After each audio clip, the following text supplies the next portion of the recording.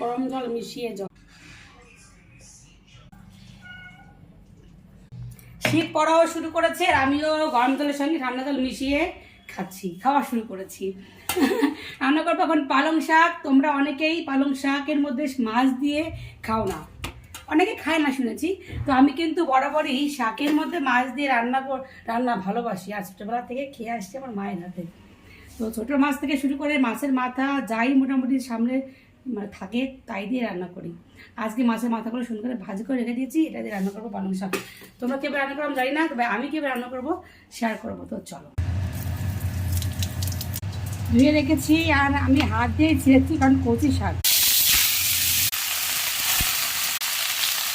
হলুদ লবণ দিয়ে লঙ্কা দিয়ে দিলাম মাছের মাথা থেকে, নাড়াচাড়া করে ঢাকা দিয়ে দেবো, সিদ্ধ হয়ে যাবে।